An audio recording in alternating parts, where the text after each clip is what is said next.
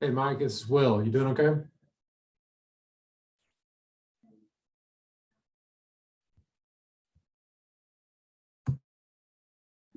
I was leader to start the meeting.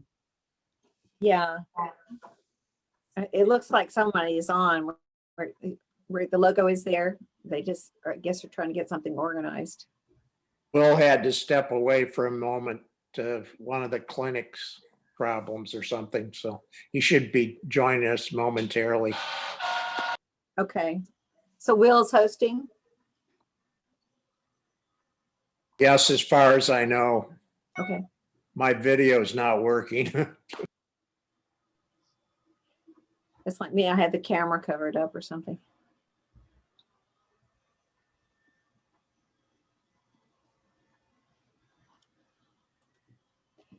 Well, Marty, while we're waiting, I've been doing some things with Fred Toller over at IP.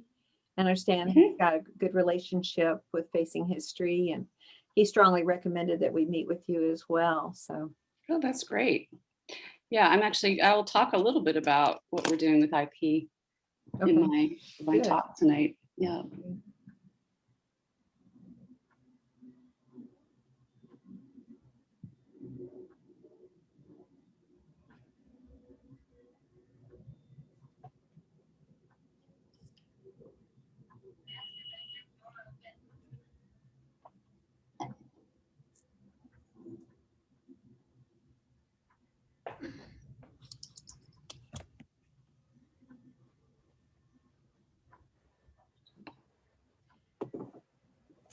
Hi, You see, everybody. is it Allison? Is that right?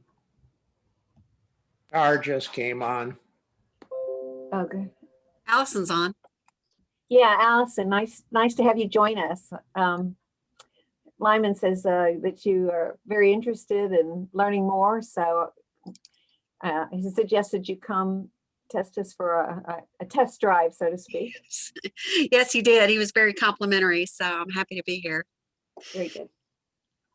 And where do you work? I work for InSafe. It's an environmental consulting company. I'm a project manager, geologist. Very good. Interesting.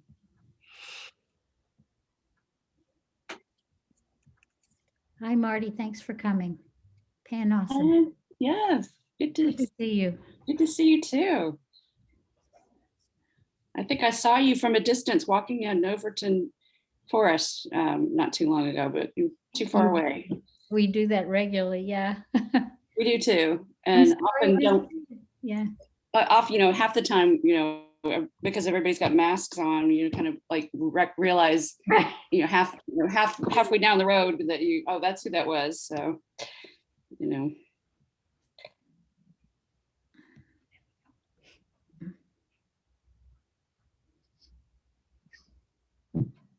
If anybody else walks in the forest, I mean, it's just gorgeous now. The wildflowers are out.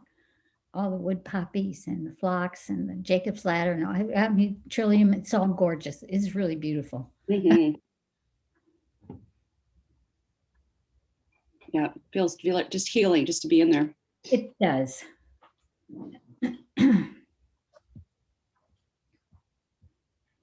And I was with George Cates earlier today, who tells me it's going to be the greatest golf course in the history of the country. It's a I big hope it is. concept. And I hope it's for young people. We keep teaching, young people a great game of golf. And They have Is quite a that what budget. it is? I wondered what they're building there. Is it the golf course? You're completely redoing the golf course.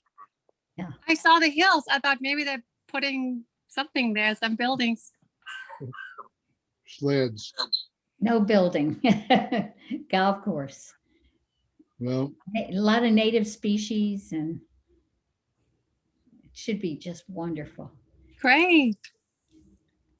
the last time I played golf was on that course. That would have been about 1956. And Is that long ago, really? No kidding. Marty and Allison, one reason we might be having a little bit of a delay too is not just because of the clinics, but because we're going to have a guest from South Africa join us after the meeting. We're talking about putting together a way to help underserved kids in schools in Hout Bay, which is sort of a suburb of Cape Town, because the vision services are not very good there. And so SCO, the Southern College of Optometry, is seeing this also as a way to give students a hands-on training in sort of difficult kind of situations, and that it's a collaboration between our Rotary Club, the Rotary Club in Hout Bay, as well as Southern College of Optometry. So after the meeting, I think we'll have this guest, but we had to time it because Memphis being at 5:30 and them being at a completely different, time. So it's a little bit awkward orchestrating it all. I think they're 7 hours ahead of us. It's like Yeah. Germany, Yeah. but that's wonderful. I had no idea that our club is doing that. Yeah, Well, if it works out, Mike Yeah. Sisson has been trying to mastermind it. Mike, are you still on? Yes, ma'am. I'm just no video tonight. I came Oh. on through email instead of doing my normal Zoom. oh, Yeah, it's probably about 1:30 or 2 o'clock at Out Bay right now. And they meet at the same time we do. They're an evening club that meets at Waterfront in Cape Town.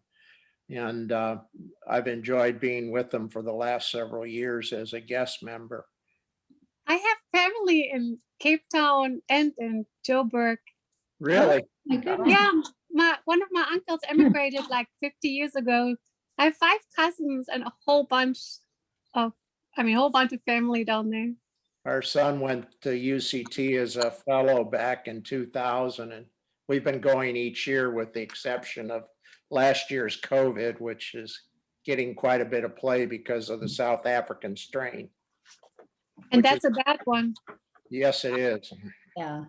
because Germany right now is suffering from the South African and the British one, and the numbers are going up like crazy. It's hard to see.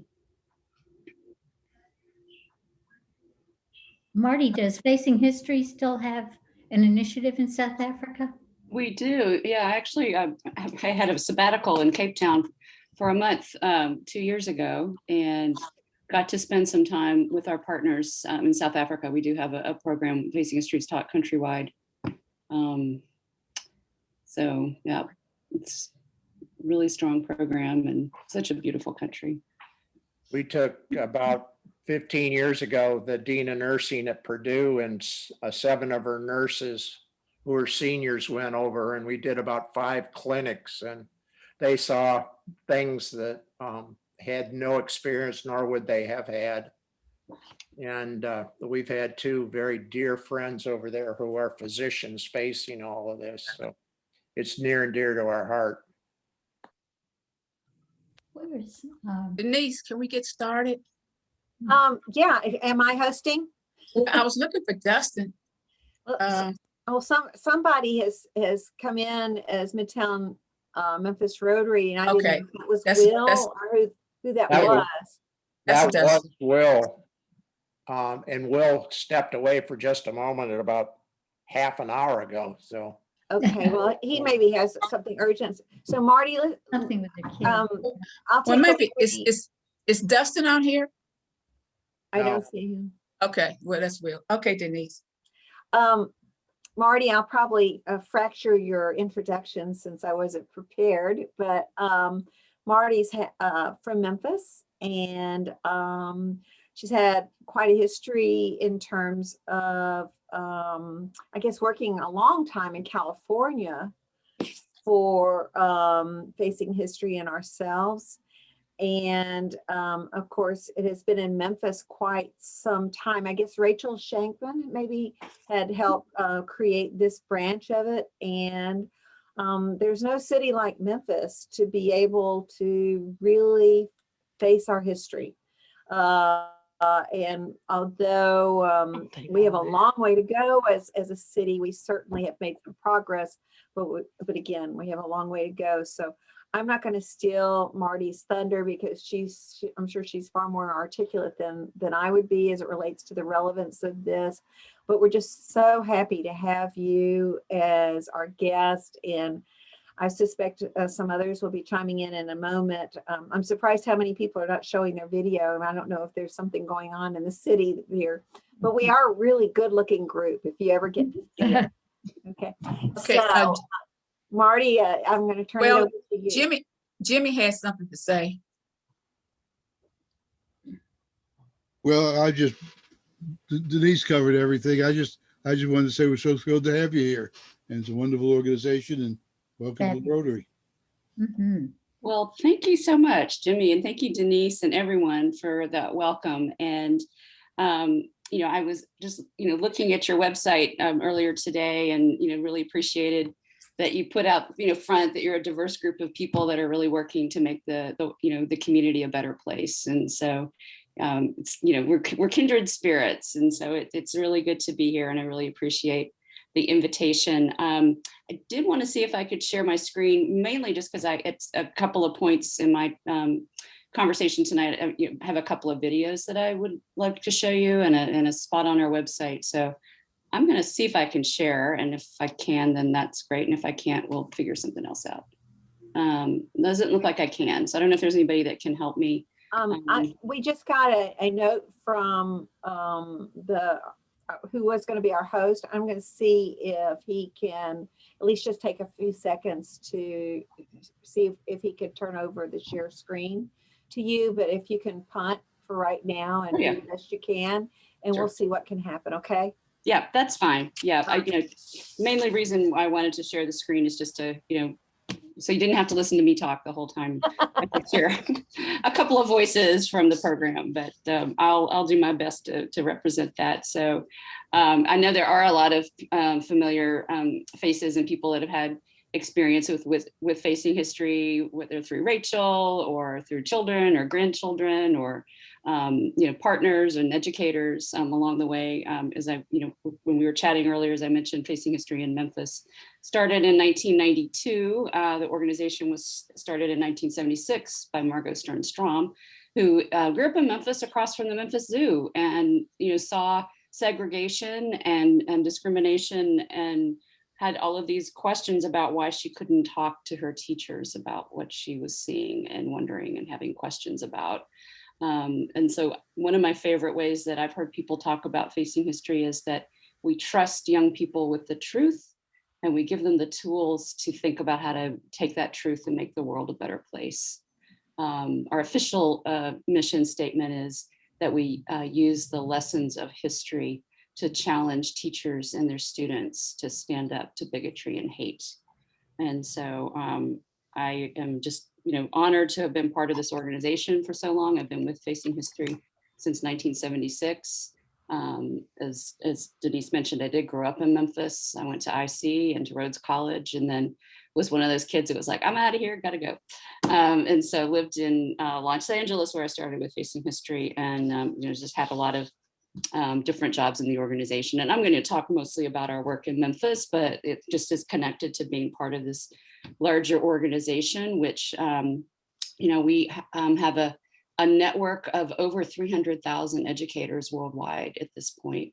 And as you can imagine, in the last year, the numbers of teachers coming to us have increased exponentially.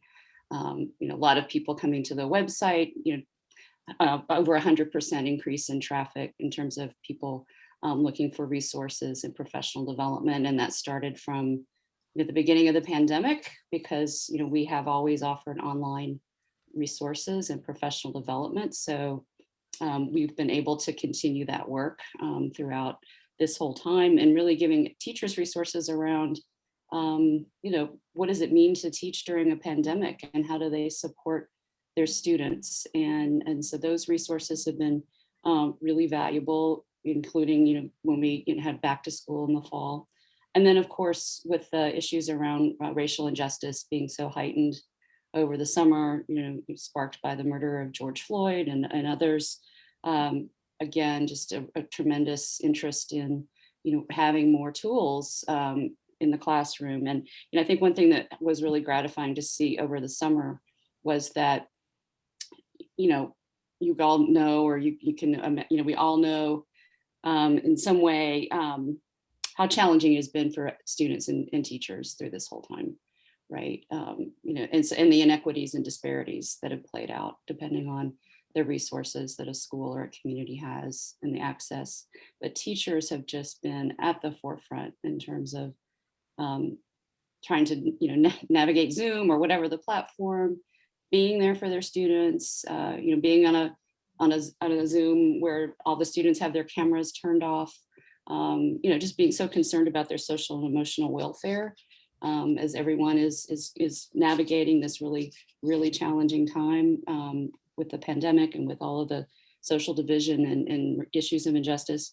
And they still kept coming for support and resources and spent time over the summer going to, 3 days, 4 day seminars on Reconstruction or Holocaust and human behavior, or our teaching for equity and justice. So we know that there's a great need out there and a great demand.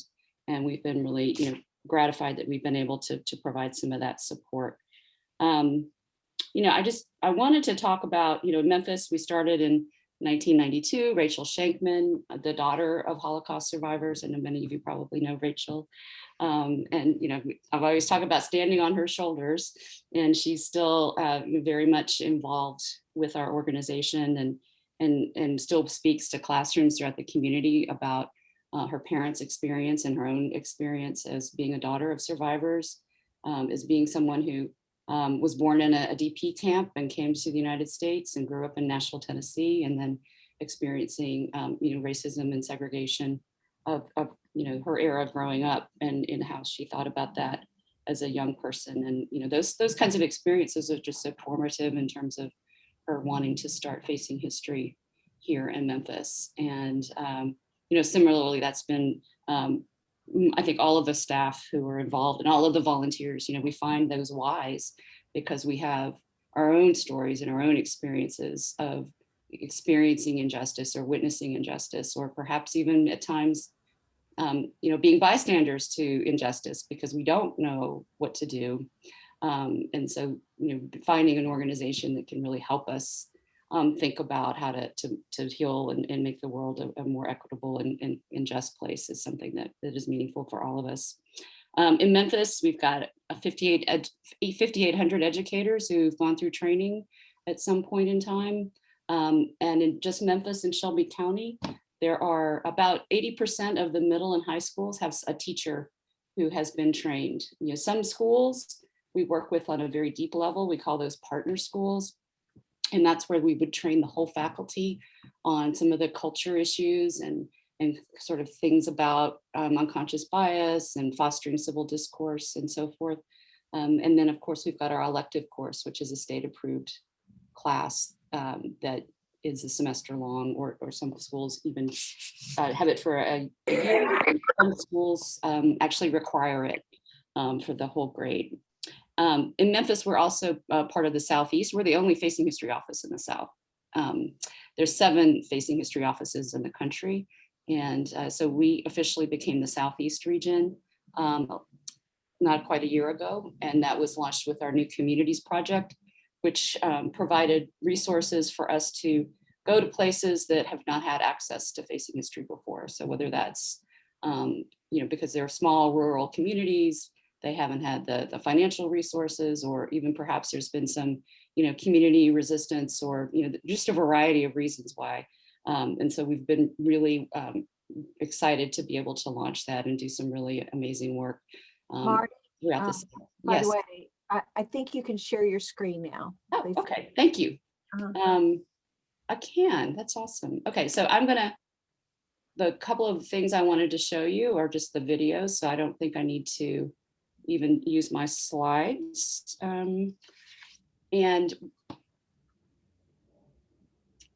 Let's see, I'm gonna get to those in just a second. Let me just do this. Okay, so the other thing that we have at Facing History is a student leadership group that my colleague Michelle Phillips started 25 years ago. And that is for schools that have a Facing History course, they have the elective, then we have a program where those high school students can go to that next level and really be involved in social action campaigns about being leaders. It's a very diverse group of schools. It's usually about 15, 16, 17 high schools every year. And it's really amazing because it's one of the times that young people from across, different, all kinds of diversity of Memphis, right, get to come together and form those relationships. And those students lead teach-ins twice a year where they invite adults in their lives and they lead. And there are, 250, 300 people that come, and we have this amazing intergenerational conversations, 10 or 15 breakout rooms.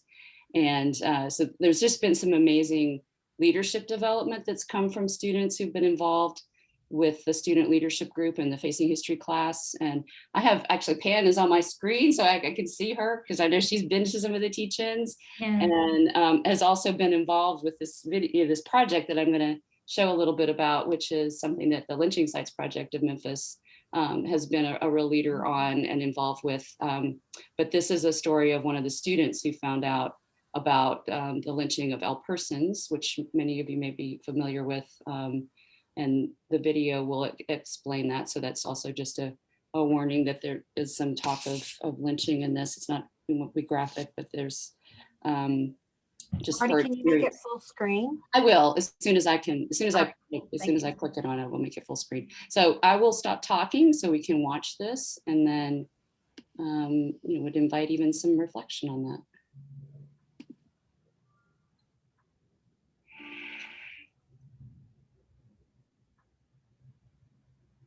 I first learned about the L person story my junior year. I was shocked when I first heard the story just because I didn't know something like that happened so close to home. It was never in our history books. Near this spot on May 22nd, 1917, a lynching party chained L persons to a log, doused him in gasoline, and burned him alive. L persons is a dark part of Memphis history. I felt that it was important that we learned about it because you can never really be able to heal from a lot of wounds if you don't get to the root of it.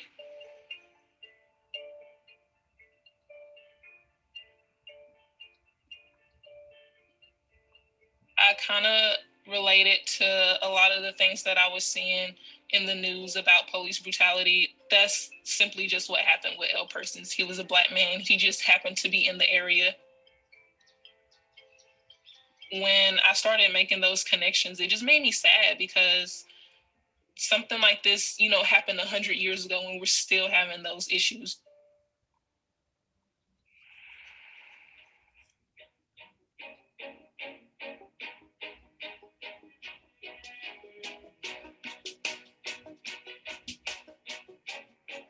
I never thought that this is something that we would be able to do. Even when we started proposing the idea, I just thought that it was one of those like wishful thinking types of things. But then when we were able to do it, it was just so surreal. I was like, wow, we did that. When I look at it now, I'm just really proud. Facing History has allowed me to discover how stereotyping and bias have divided the human race. I'll be graduating this year, and now I know that it's up to me to build what I want with the tools that have been provided. Thank you.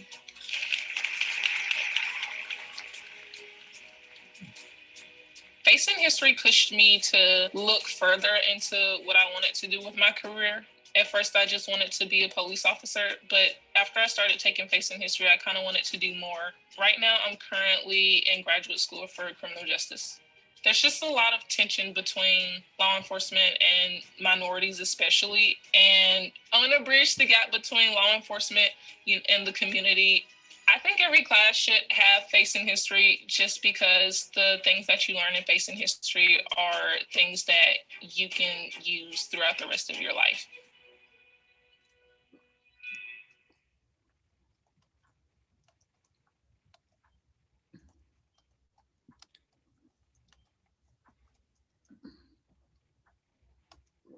back to my screen here.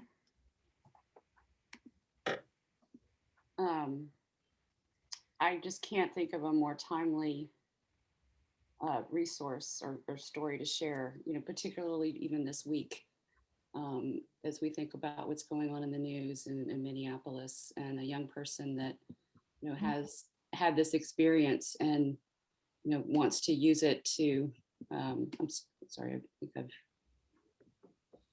give me 1 second. I seem to have, want to get back over to my slides. Okay. Has been able to use this experience of her class experience and then this leadership in the community experience and connecting it to what she wants to do with her future. So just really, very proud of her and proud of that. I don't know if there's any comments or thoughts that people want to share about that right now. Otherwise, I'll keep going, and I'll definitely want to answer any questions at the end that people might have.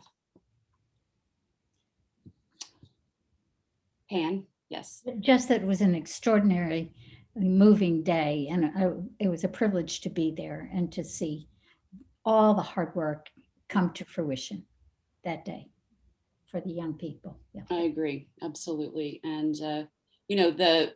that experience is actually a teaching idea in Facing History's collection of choosing to participate resources. So that is shared with schools throughout, because teachers are looking for ways for their students to get involved in things in their community. So one of the things that Facing History launched in a robust way in the last few years are really more resources around teaching current events. And, it used to be that if something would happen in the news, it might take us a while to be able to put out the resources, but we really built up our department to be able to do that. And so there's a whole section on our website on current events in the classroom that really starts with, for educators, even like how and why and what current events would you talk about? And if you're going to do it, what's a way to do it in a constructive, responsible, informed way? So there's things that really help with media literacy. There's a big collection just in terms of helping students and in terms of their news and social media consumption and savvy. On January 6th, when the insurrection at the Capitol happened, we had lessons out that night for teachers, so that even if they went back into the class the next day, they would have support and resources. And that resource is the most traffic on our website of anything cumulative for Facing History of all time. Other examples, unfortunately, there's just so many terrible things that have happened that we've known that educators really need that support, whether it's the Tree of Life synagogue shooting in Pittsburgh a few years ago, to the murder of George Floyd, resources on how to think about political division, et cetera. So this has been something that has really been of value to our educators throughout. And we, do lots of research on ourselves and studies, and we know that 67% of Facing History students are more likely to believe that they can influence political decisions and get involved in politics. And one of the ways that our students have done that locally in the last couple of years is they've started a social action campaign called Engage Memphis. And that started in 2018. And what they decided, we said we would like you to think about something around voting. And we really gave them the flexibility as a group to think about what that would look like within that parameter. Of course, we engaged with them on the history of voting and voting rights and voter suppression. We were able to bring Linda Lowry, who was the youngest participant in the Selma to Montgomery Voting Rights March. She was 15 years old when she started that march. So, they really had that opportunity to think about the young people their age and how they were involved and, taking leadership roles in the past.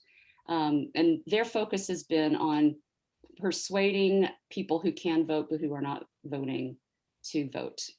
And so they really worked on connecting the issues that they care about to voting and really using their relationships to, talk to their aunt who doesn't vote anymore, hasn't voted, and just saying, I need you to vote. Here's why. These are my, the things that I'm interested in, and really using their spheres of influence. And it's been an amazing process. We've done it twice now, 2018 and 2020. And one of the things is none of these young people are old enough to vote. And we know that the participation rates in voting for young people continues to go down. Tennessee's at the very bottom in terms of young people's participation in voting. And all of these young people who participate are like saying, I never thought about how important it was before. So whether they actually, how many people they were able to persuade to actually go vote, they are future voters because they've really started to think about that process in a really nuanced and thoughtful way. One of the things I say is that blame and shame isn't going to get us anywhere, because if it worked, it would have worked. So what are some ways for students to really understand why people either whether it's voter suppression or other reasons that they just are not able to vote, apathy, like let's unpack that, let's understand it. So that's been a big part of our work with young people. I wanted to share with you about another stat, which is an increased interest in reading, 70% of students. And one of the things that we do around reading in Memphis is with our partnership with International Paper. This is the 5th year that we'll have this program. Traditionally, we would pick a book. We have had, Mona Golubeck, The Children of Williston Lane. Her mother, she's a concert pianist. Her mother was on the Kindertransport. We had Eli Saslow, who wrote a book called Rising Out of Hatred about of how a group of his peers basically changed the heart and mind of one of the heirs to the white nationalist movement. And then Mr. Anthony Ray Hinton is our speaker this coming spring. Typically, we do a workshop for teachers, and then they bring their students to the Orpheum, and we have 1,200 to 1,500 students in the Orpheum Theater. This year it's virtual, and this is the second time that we've had Mr. Hinton, and he is, I don't know if anybody has had a chance to hear him or read this book, but his story of being on death row for 30 years for a crime he did not commit, and how he maintained his faith and his resilience, and tells that story is, I've sat in a room with 1,500 teenagers listening to him for 90 minutes, and you could hear a pin drop. So you are all invited to come to this if you are able to do so virtually on April 26th at 10 o'clock Central Time. And he will be speaking not only to students in Memphis, but across our whole network, because why not? Because we can have that access for classrooms across the country. And so that's a student-focused event, but it's a very very powerful event that we do every year in partnership with International Paper. And then going back a little chronologically to next week, and this is part of our Facing History Now Conversations on Equity and Justice series, which is, again, a sort of online org-wide community events that we offer. And this is the last one of this season. I'm sure we'll do some things over the summer with Eddie Glaude, who is at Princeton and a commentator on MSNBC, and is a prominent voice and has joined our board of scholars, and will be in conversation with Roger Brooks, our CEO, on Wednesday, April 21st at 6 p.m. And I can send links to that afterwards for anybody that is interested. So that, I'm going to stop sharing my screen and see what questions or comments people might have. Can you see the questions? I can now that I'm not sharing the screen. Okay. So let me, the first one is that since history is often written by victors and those who control things, how do you overcome bias associated with that? For example, if the Stalin regime was writing history books, how might that affect facing history? Right. Yeah. I mean, I think that is the challenge, is that, so many of us, I think about my own, studies of, Reconstruction and how that was really skewed, a lot of myths and misinformation that was taught. And so, it's our job as educators to really write that by providing the truth, and we are, we're an organization that is, we're not a political organization. We are an organization that is committed to robust scholarship and engagement with people from all perspectives, but there is a truth. And so that's, yeah, I mean, that's a big question. I don't have the answers to all of that, but that's how Facing History, that's where we fit in. Do we have classes for adults? We have classes obviously for teachers and other educators who can, if you go on our website, you can see other events that are open to the public. So a lot of our webinars and so forth that are, available to anyone who wants to join. How do we deal with powerful groups who deny real facts? Denise, was that your question? Yeah. Yeah, I mean, that is, something that, again, sort of if you think about where that's going to intersect with Facing History in, school settings, it's about providing teachers and students ways to really interrogate and like that media literacy, that fact finding. I know your question is probably around the groups and like how we might feel that they're, perhaps, out to get us. So I'm looking at the next question, all right, of the 1776 project. These are conversations that we have around, how do we navigate that? And, I don't know that I have all of the answers to that, but it's something that we're certainly aware of. And again, we are really, it's more challenging now than it has been because we are in a more polarized time, but we have always been an organization that is working to bring people together, and so we work to find where our common ground is, and I think there's a lot of folks that we can work with on that level, and that's where we really need to start.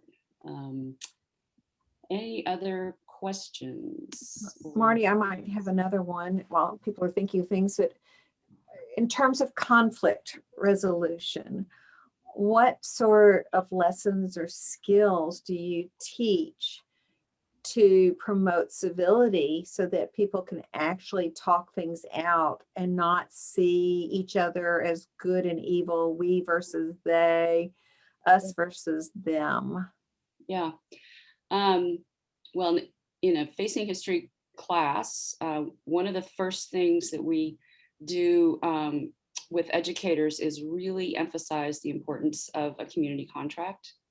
And so, we really just feel strongly how important that is. And, I almost was going to share this with you tonight, and I can send it later.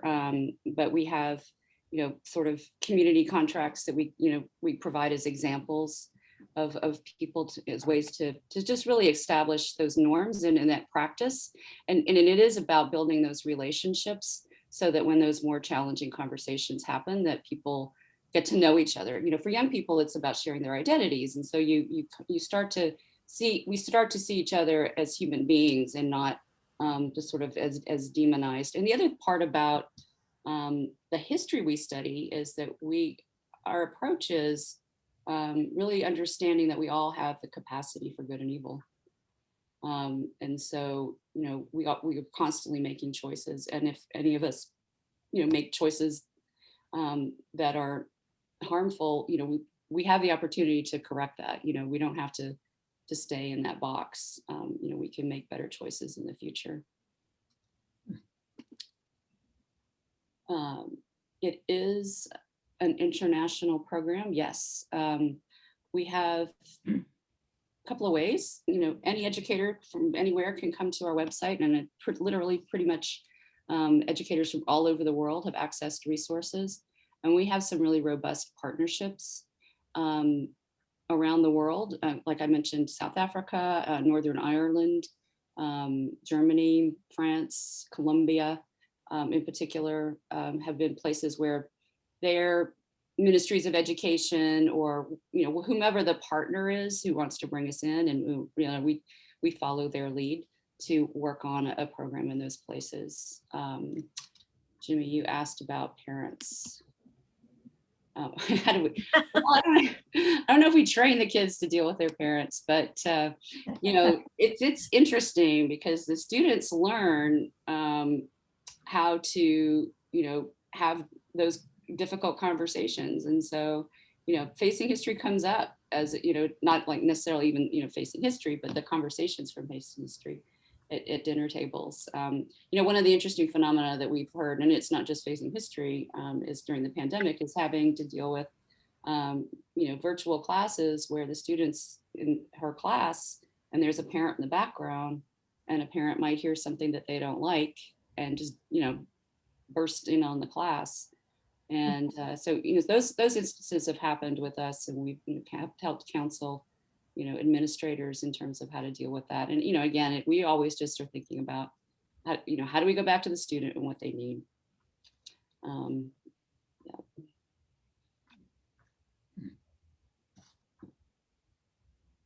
Well, I don't know what the best way to follow up, if you would like me to send some links to, the events so that folks have that, or I can just tell you, I can, to go to our website and look for the events. You can do that as well, but I'm happy to follow up with anything if you can give us like a link or a way to go to the website via the chat, then since everybody has access to that, they'll have something in writing, and then they can follow up and learn more from you, if that's okay.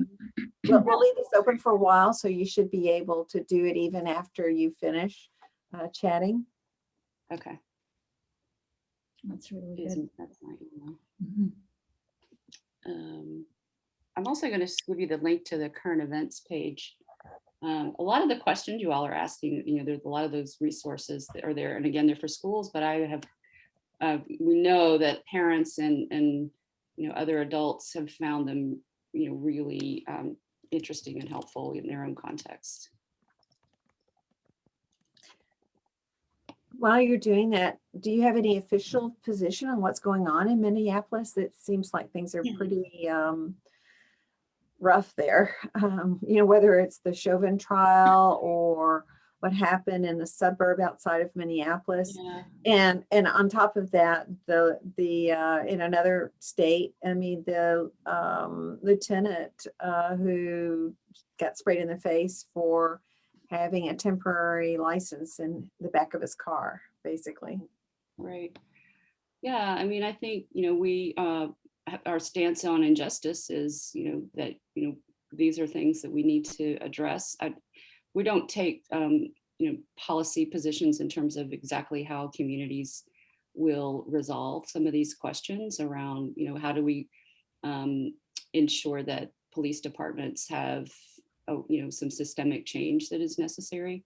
One of the scholars whom we've worked with, he actually was our keynote speaker at our event. We have an annual event called the Rachel Shankman Symposium, and it's Legacies of the Holocaust. And we bring in someone who has some kind of scholarly talk around some aspect of the Holocaust and lessons. And Irvin Staub is one of the renowned experts on human behavior, and particularly bystander behavior.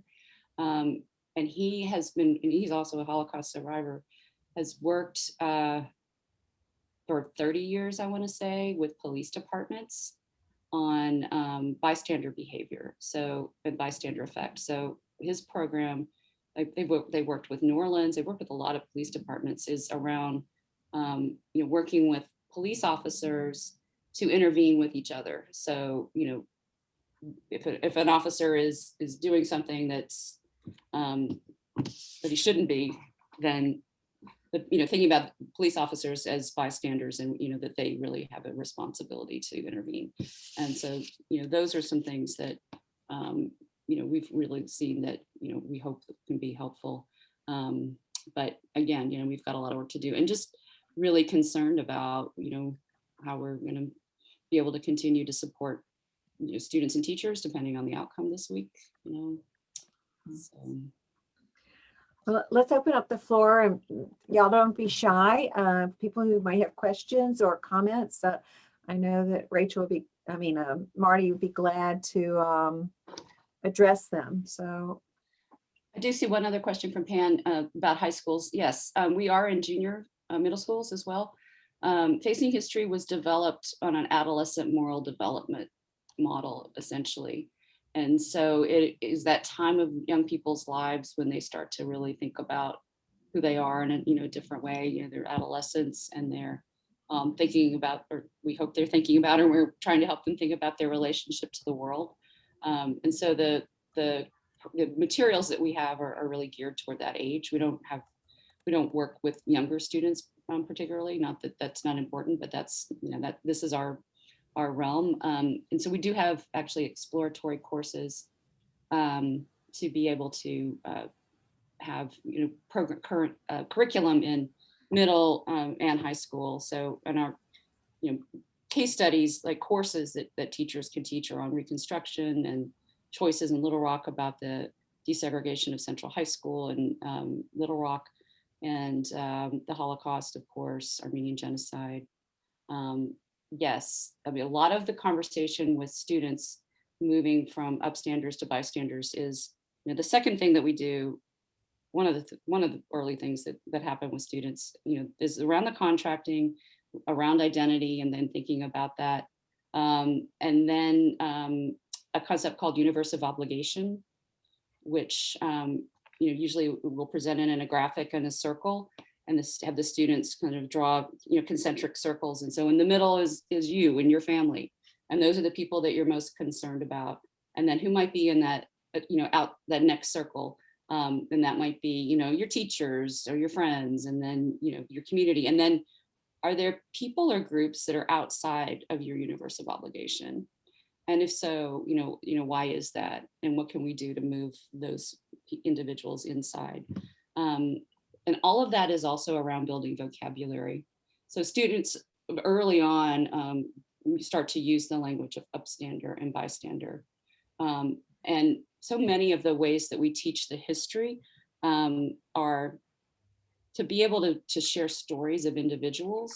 We've got the facts and the sort of the bigger topics, but when you think about the experience of the Little Rock Nine, teenagers confronted with a screaming mob, and then going to school every day, being tormented and hurt, and the majority of the people were bystanders, just completely turned the other way, including teachers. And then you've got Terrence Roberts in his classroom, and one little girl, white girl, sees every day, keeps drags her desk over next to him and shares her math book because his math book has been stolen. And like he's in his 70s, and he tells that story about this one person who just saw this person as a human being, and that he didn't have a math book.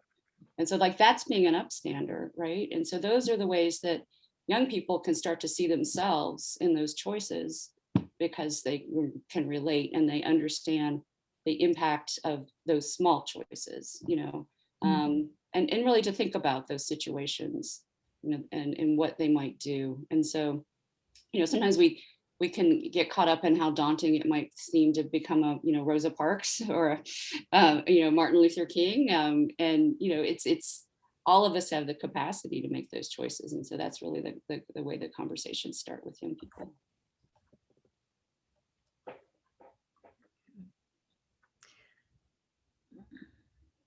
Any other comments, or some of you on mute joining the conversation? This is a wonderful opportunity for us to have one-on-ones with Marti, who has seen so much firsthand in terms of what can be done to bring people together. I see Pam's hand, and I also see Jimmy's question. So Pam, do you want to go? And then So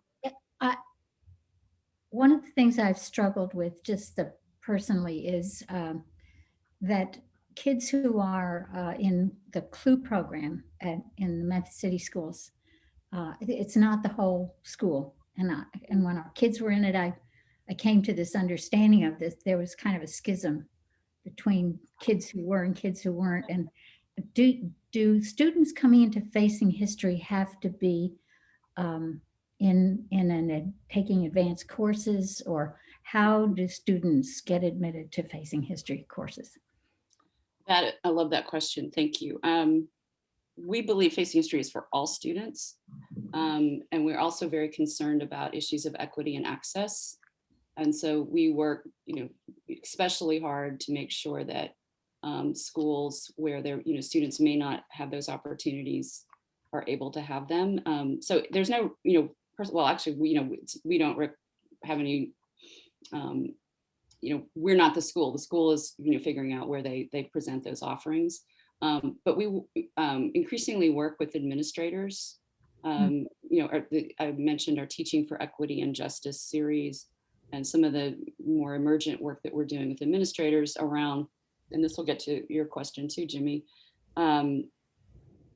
sort of how, like their vision for school culture and inclusion. And so that it is thinking about how, even potential divisions can happen in, the schools we have where there's an optional program and then a traditional program. And we work with a number of schools in Memphis that have that, and those those leaders are concerned about sort of trying to, bridge that and build that community. Some, administrators will choose to make sure that every student has facing history at some point along the way, whether it's through the elective course or some other experience. And that's our preference. That's what we really encourage.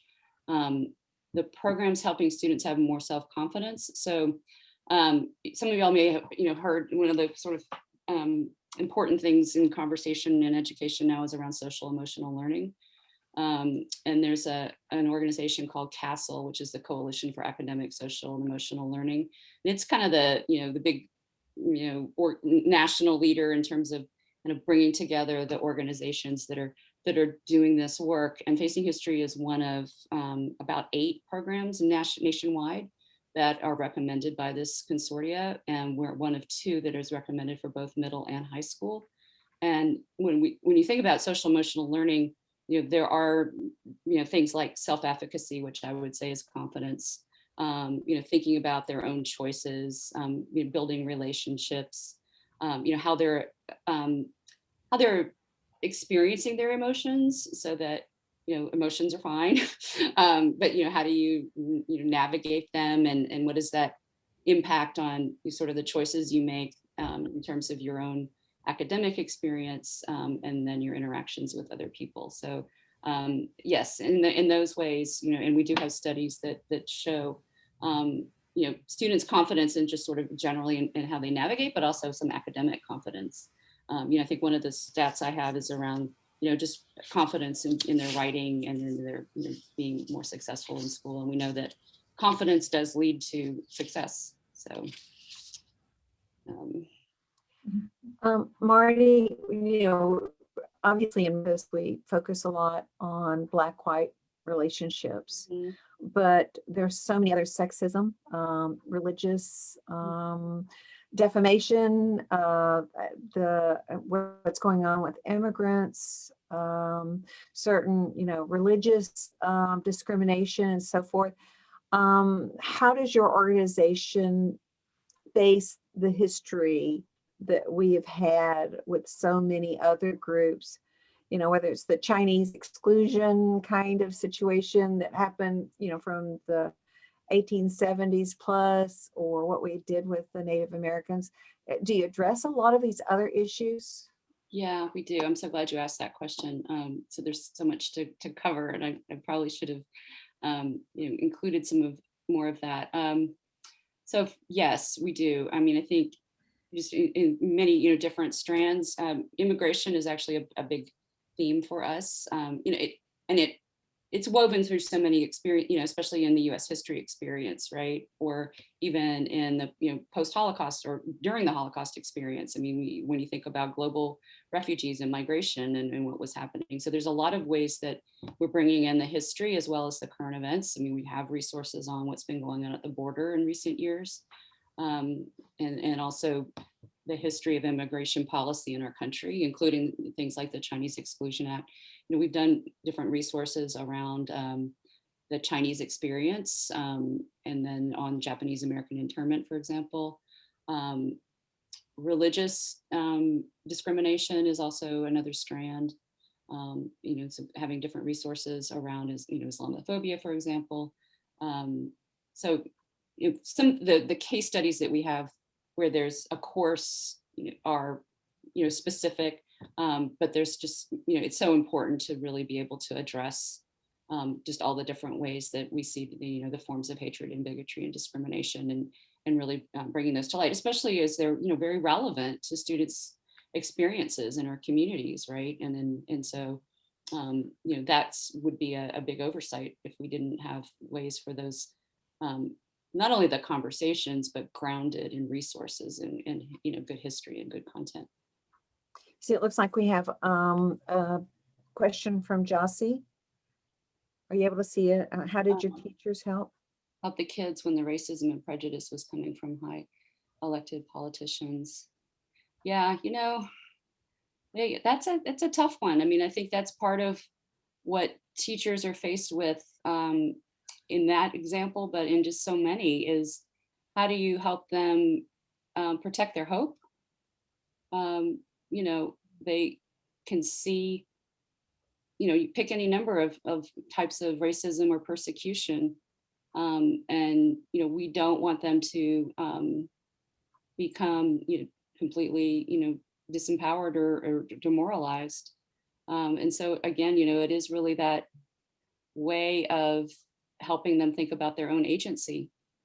And that's the case for all of us. And I think we look at that on sort of starting with ourselves, and what are the things that we can do, and then as they develop and get their skills, then they can kind of think about that on a more of a community level and what impact could be, and then more systemic change. But I think for any of us to just only focus on the systemic piece can be overwhelming. Very good. Any last minute questions from anybody? This is your opportunity. It's not every day we get to chat with Marty. All Do you right. by any, I have one too. Do you by any chance remember Dr. Robert Boulding? Because when my husband was young, he worked with Facing History like so much. I think he helped to implement it in the public schools. Hi, Ingrid. I don't, but I've only been in Memphis for 7 years. I was with Facing History in California prior to that. So Okay, he was so involved in it. Yeah, well, that's great. Really good. Tell him thank you. Well, Marty, on behalf of Midtown Memphis Rotary, we really thank you for taking time to share with us. And I think we really need to go back to your website and look at those resources and learn some more. It's so wonderful to have such a good resource here at Memphis. And, hopefully we can help you increase the reach and the power of what you're doing, because knowledge is power. Thank you so much. Very, very well said. Yes. And we, welcome all of you to participate if you haven't already. I know many of you are already involved, and advocating for this kind of education in our schools is something that all of us can play a role. So thank you all very much. Thank you. Well, we invite you to stay on, as well as you, Allison, our guest.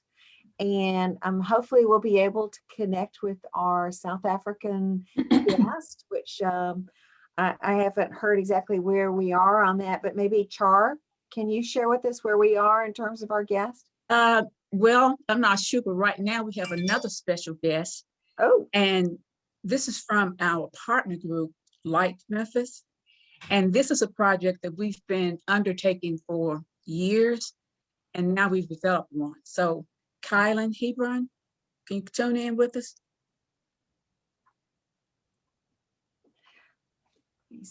Can you unmute? Hi. You're on Can now. you hear me? Yes. Yes. Hi, I'm Kylan Hebron. First, I want to thank Light Memphis and Miss Glenn for partnering with Mid-South Memphis Rotary Club and giving me the opportunity to share my business and work with you guys about polio donation. So I was impressed when Miss Hoyle first came to me about this opportunity, and was excited to work with you about the service mission of ending polio worldwide. So I came up with the design of having a coaster, and this is what the coaster looks like. This is the prototype. It has Midtown Memphis Rotary on the top and bottom, and it has endpolio.org donation in the middle in big letters. This is the prototype, but it'll be red, and it's the octagon, which symbolizes a stop sign, which means endpolio.org. And I look forward to becoming a future Rotarian in the future because of the great work you guys do with ending polio in the community.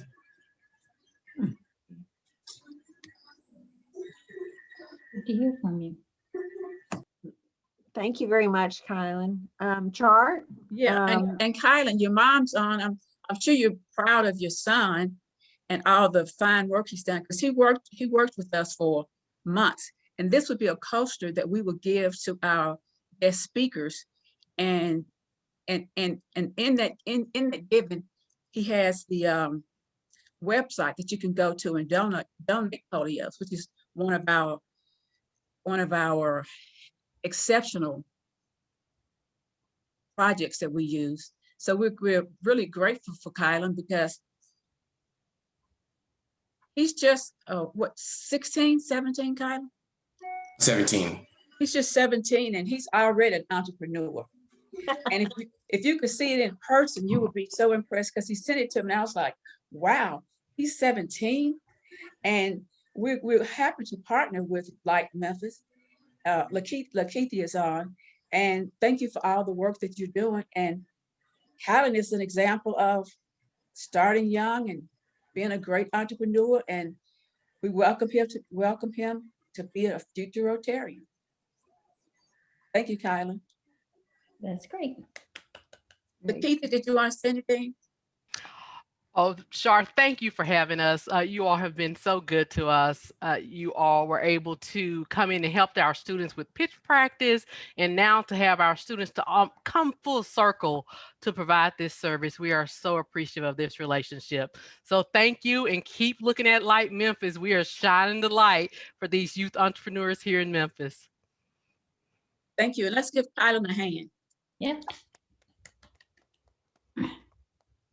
We have one other project coming up as we wait for our South African friends. Al's going to tell us about our next project that we'll be having involved. And it's Al, Ben, and Dr. White. Okay, one of the projects that our project committee came up with, and one which I'm enthusiastic about, is called Socks for Vets. It is a project that other Rotary clubs around the country have participated in, helping their own veterans hospitals from time to time.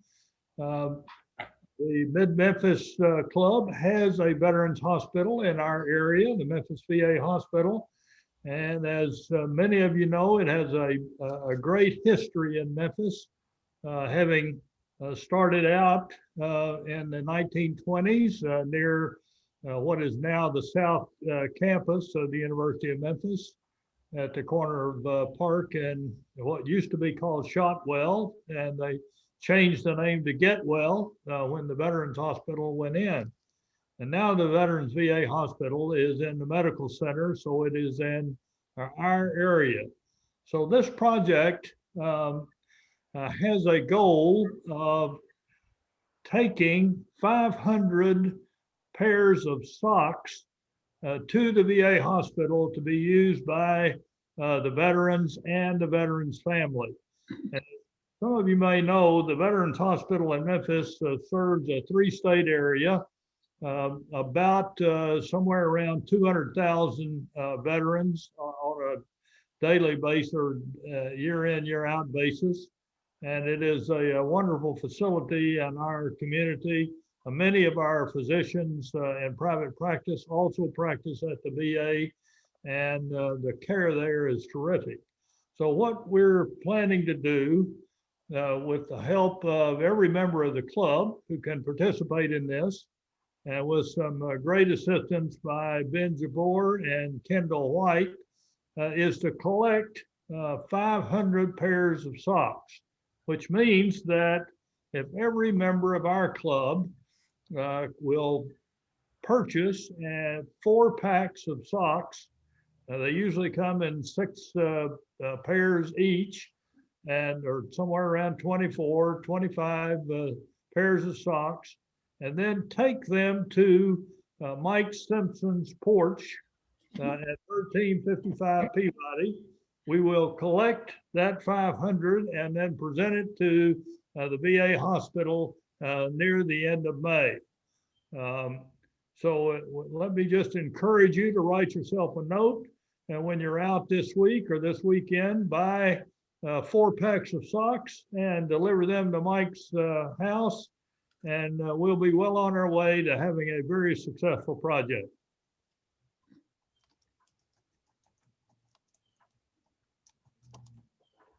Socks for adults only, pretty much, men and women. Yes, absolutely.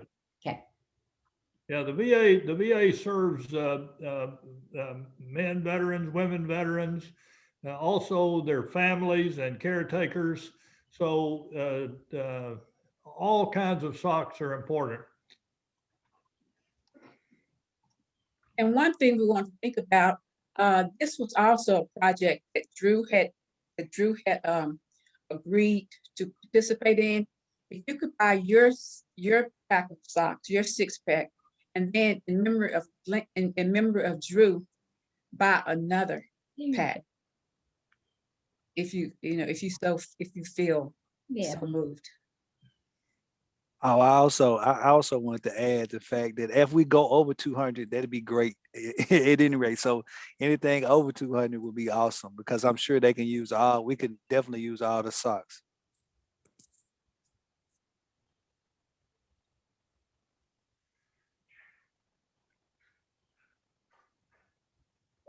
Sure, I did have a question. So the guest is on this same link, or do we have a different? It's going to be on the same link or a different link? Is it the same one we're on currently? We're waiting for Dustin, so I'm not sure what has happened. Let's see. Mike, do you know anything? No, I haven't heard anything. I thought Will had the last, I'll be happy to give an update on it if the video's not available. Okay, well, I guess you can give us an update, because Will is in clinic, so he's doing a double duty. He's taking care of us and then taking care of all the outpatients. So maybe we can get the video later. So Mike, if you'll give us a. Sure. I became familiar with this project 4 years ago when I was in Cape Town, and the latest 2 updates were in 2019. The project basically is to go into elementary schools in the projects, or it's basically townships, which are the African effort to integrate different towns. And the Hout Bay has 2 townships, and they have done last year in 19, they looked at and actually clinicked 910 students were screened across 5 different elementary schools. They found out that 89 required glasses and provided those glasses. Approximately 9 more students needed eye drops for conjunctivitis, a disease and allergies of the eyes. And 4, they have a medical clinic that is free in Hout Bay, and 4 students in those grades were actually referred for medical treatment at the clinics.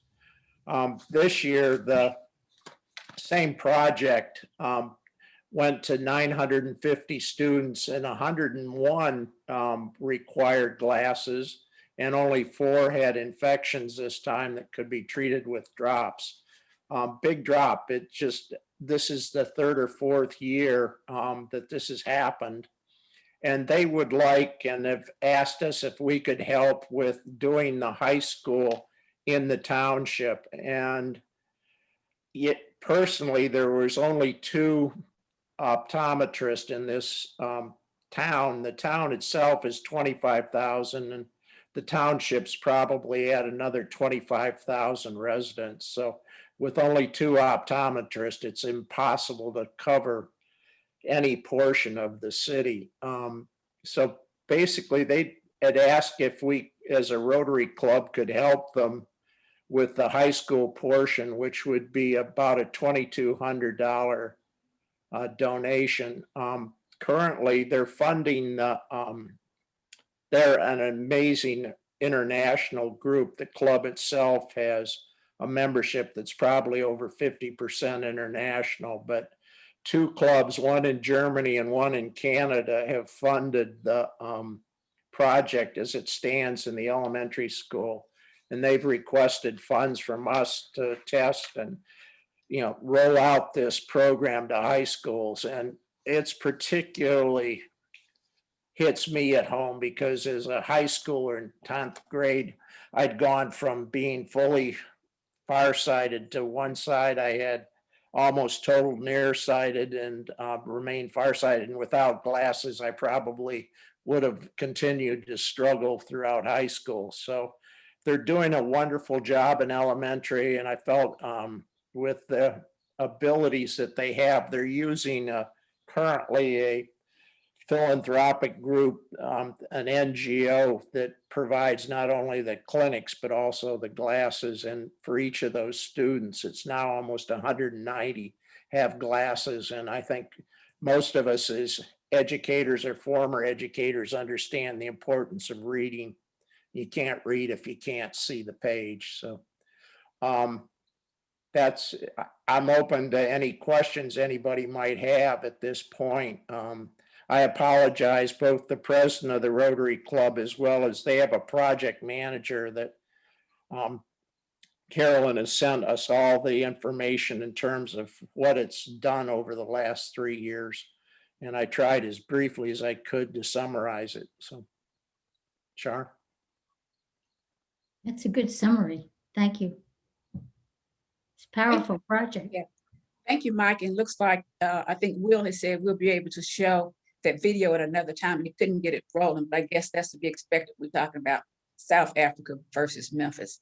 Yeah. And with that, I'd like to thank our guests for coming, Ms. Harris and Marty, for an inspirational presentation. I'd also like to thank Al, Kendall, and Ben for this worthwhile project that we're about to start. And I thought about 500 socks is 1,000 feet. Yeah. So maybe we could even get more. And I think Al has asked for us to maybe reach out to other Rotarian groups, and let's make it something that we can be proud of and something that we can continue, because most of the homeless population in our nation are veterans. And that's not something we can be proud of. Let's make this a wang bang good project, and let's do as much as we can to make sure that we get some socks on feet.